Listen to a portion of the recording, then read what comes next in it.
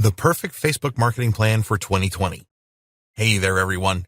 Everything worth doing takes a plan to get done, and latest Facebook marketing is no exception. And contrary to what lots of people believe, plans don't need to be complicated, convoluted mashes of unachievable, unrealistic goals. A streamlined, simplified plan full of actionable steps will always be your best bet. And today, we're going to show you the perfect Facebook marketing plan for 2020 and beyond. Set your goals straight. Start out by defining your Facebook marketing goals. What is it that you want to achieve by promoting your business on Facebook? No matter what your goal is, you have to make sure that it is achievable in a reasonable time and within your means. This means that you have to set goals that are realistic and that are consistent with your current capacities and budget. For instance, if you're just getting started, your goal shouldn't be to drive sales from the get-go, but to grow your brand's presence so people become aware that it exists. This is a realistic goal because unless you have a very large budget to freely spend on ads, the first step to make people want your products is to get them to know your brand first, and then to make them familiar with your products so they trust you with a purchase. On the other hand, if you've been growing your presence for some time already, but are struggling to drive sales, your goal should be to find out why you're not making sales yet and to improve your efforts. Then you can concentrate on making sales. So, first step here is to look at what you have achieved so far, at what you haven't achieved yet, and what things you need to improve, and then to define your goals accordingly. Learn about your audience. Unless your business offers a product or service with massive appeal, you can't just think of everybody as your audience.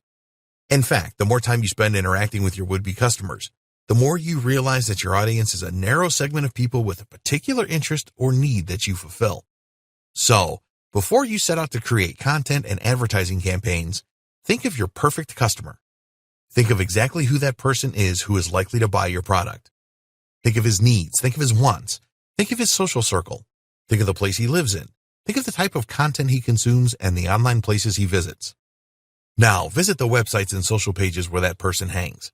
Go to the online stores where he is more likely to buy his stuff. Then, learn about the people that hang on those places and create a customer profile based on matching attributes.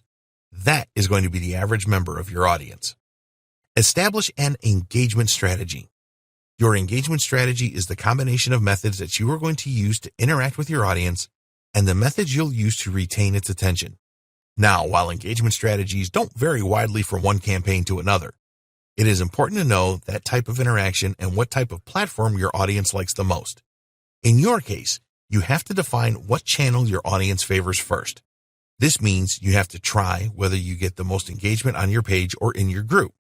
Once you define your engagement channel, you have to define what type of content your audience likes most. You find out with time, most likely during the first 3 to 4 weeks of posting content. It could be that your audience likes videos more, or infographics, or facts, or list articles. Once you define the content that your audience likes the most, you have to define how they like to communicate with you. In general, people simply love when you reply to their comments, and when you like or share relevant or funny comments. Establish a content schedule. It is vital that you establish a content schedule based on the type of content that your audience likes the most.